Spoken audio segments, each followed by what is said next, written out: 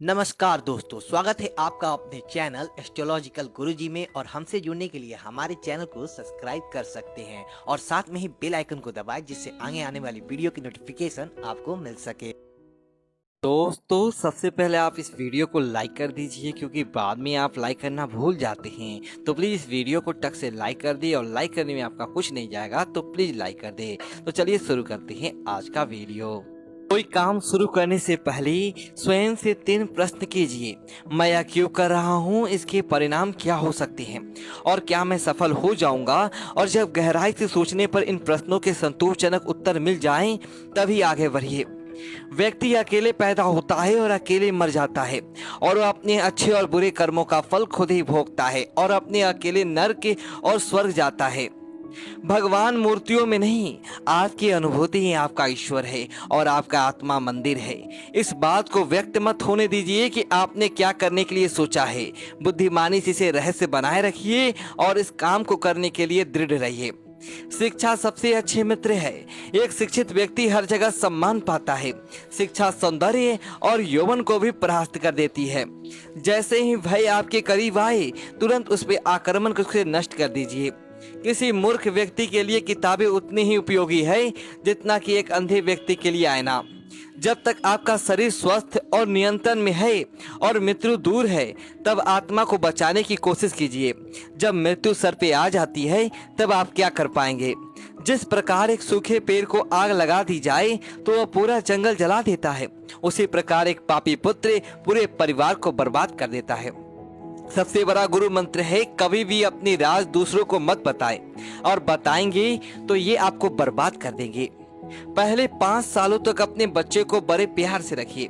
अगले 5 सालों में डांट डपट के रखिए। जब वह 16 साल का हो जाए तो उसे अपना मित्र की तरह व्यवहार करिए, क्योंकि आपके वयस्क बच्चे ही आपके सबसे अच्छे मित्र हैं।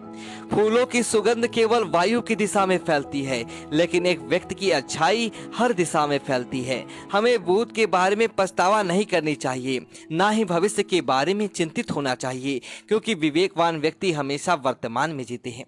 हर मित्र के पीछे कोई ना कोई स्वार्थ होता है। ऐसी कोई मित्रता नहीं जिसके पीछे स्वार्थ ना हो, यह एक कड़वा सच है। वैश्याएं निर्धनों के साथ नहीं रहती, नागरिक कमजोर संगठन का समर्थन नहीं करते, और पक्षी उस पेड़ पर घोंसला नहीं बनाते जिस पे फल ना हो। सांप के फन, मक्खी के मुंह और बिच्छू के डंक में जहर होता है, लेकिन दुष्ट व्यक्ति तो इससे भरा होता है। जो अपने परिवार से अत्यधिक जुड़ा हुआ है, उसे भय और चिंता का सामना करना पड़ता है, क्योंकि सभी दुखों की जड़ है लगाव। इसलिए खुश रहने के लिए लगाव छोड़ देना चाहिए। जो अपने चिंतन में रहता है वो अपने करीब है, भले ही वास्तविकता में वह बहुत दूर हो। लेकिन जो हमारे हृदय में नहीं है, वह करीब होते हुए भी बहुत दूर होता है। अपमानित होकर जीने से अच्छा मरना है, क्योंकि मृत्यु तो बस एक बार की दुख देती है, लेकिन अपमान हर दिन जीवन में दुख लाता है।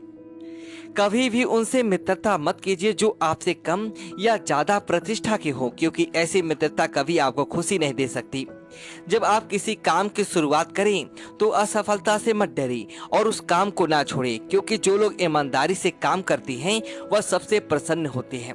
सेवक को तब परखे जब वह काम ना करता हो, रिश्तेदारों को किसी कठिनाई में, मित्र को संकट में, और पत्नी को घोर विपत्ति में।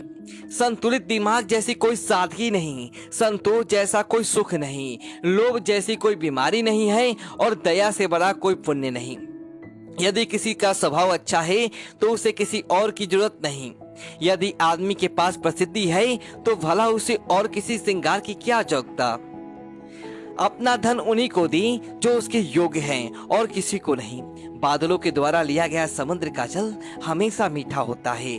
पृथ्वी सत्य की शक्ति द्वारा समर्पित है। यह सत्य की शक्ति ही है जो सूर्य चमकता है और हवा वेग देती है।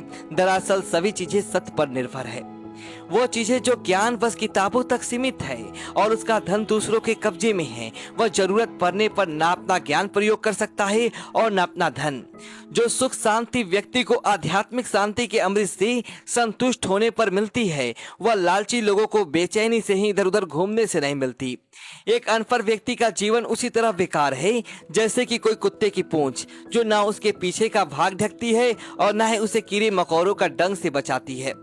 एक उत्कृष्ट बात जो शेर से सीखी जा सकती है वो यह है कि व्यक्ति जो भी कुछ करना चाहता है उसे पूरे दिल और जोरदार प्रयास के साथ करे।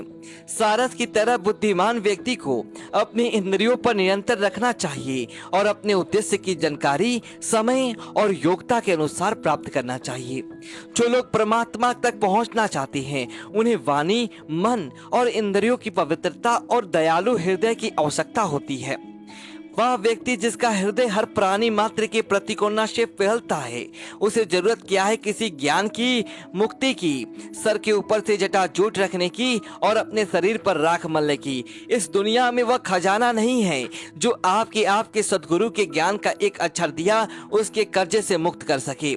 जो आज स्वच्छ पर्दे पहनता है, जिसके दांत साफ नहीं है, जो बहुत खाता है, जो कठोर शब्द बोलता है, जो सूर्य उदय के बाद उठता है, उसका कितना भी बड़ा व्यक्तित्व क्यों ना हो, वह लक्ष्मी की कृपा से हमेशा वंचित ही रहेगा।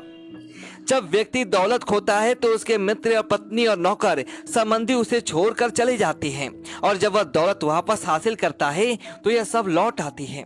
इसीलिए दौलत ही सबसे अच्छी रिश्तेदार है। एक महान आदमी जब कोई गलत काम करता है तो उसे कोई कुछ नहीं कहता।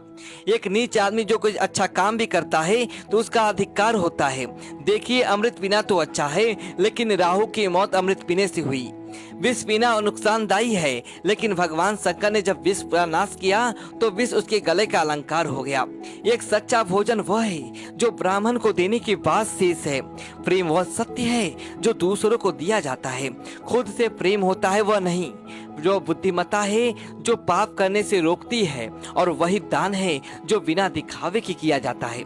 यदि आदमी को परख नहीं है तो वह अनमोल रत्नों को पैर की धूल के परा हुआ रखता है और घास को सर पे धारण करता है, और ऐसा करने से रत्नों का मूल कम नहीं होता और घास के तिनकों की महत्व नहीं बढ़ती। तथा जब विवेक बुद्धि वाला आदमी आता है तो हर चीज को उसकी जगह दिखाता है। शास्त्रों का ज्ञान अगाध है, दो कलाएं अनंत जो हमें सीखनी चाहिए। हमारे पास समय थोड़ा है, जो सीखने के मौके हैं उसमें अनेक विघ्न आते हैं, इसलिए वही सीखें जो अत्यंत महत्वपूर्ण है। उसी प्रकार जैसे हंस पानी छोड़कर उसमें मिला हुआ दूध पी लेता है। एक व्यक्ति को चारों वेद और सभी धर्म शास्त्रों का ज्ञान है, लेकिन उसे यदि अपनी आत्मा की अनुभूति नहीं हुई तो वह उसी समय के चमचे के समान है जिसे अनेक पकवानों को हिलाया लेकिन किसी का स्वाद नहीं चखा। चंद्रमा जो अमृत से लबालब है और जो औषधियों की देवता माना जाता है, जो अमृत के समान अमर और दिव्य विद्यमान है, उसका क्या हर्ष होता है जब वह सूर्य के घर जाता है, अर्थात दिन में दिखाई देता है। तो दोस्तों, यह थी आचार्य चाणक्य की कुछ बेहद अनमोल विचार। यदि आपको वीडियो अच्छा लगे तो वीडियो को लाइक करें और कमेंट बॉक्स में जय महाकाल लिखें और हमारे चैनल को सब्सक्राइब करें। धन्यवाद दोस्तों।